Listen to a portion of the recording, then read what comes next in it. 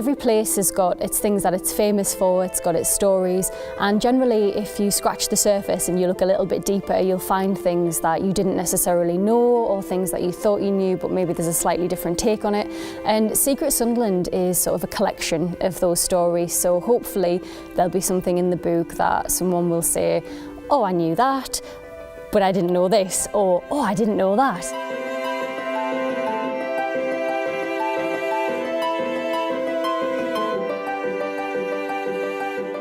The Empire Theatre, aside from being a beautiful building, is absolutely steeped in history. It's over 100 years old. It opened in 1907, and everybody in Sunderland and in the North East really, but particularly in Sunderland, knows the Empire.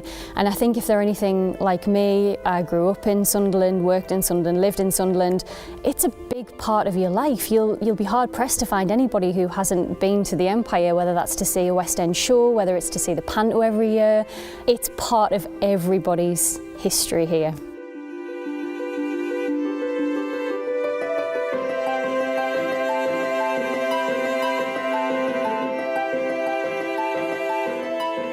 I think aside from the fact that it's interesting to know a little bit about where you live, where you grew up anyway, once you start to research something, once you start to get into the little bits of history, it leads to something else. So you might read one story and it leads to another one. For example, we might not have had the Empire Theatre today if the Victoria Hall hadn't been bombed in the Second World War. So it's little things like that, the way that stories link together through a city or through a place. I think that makes it really interesting.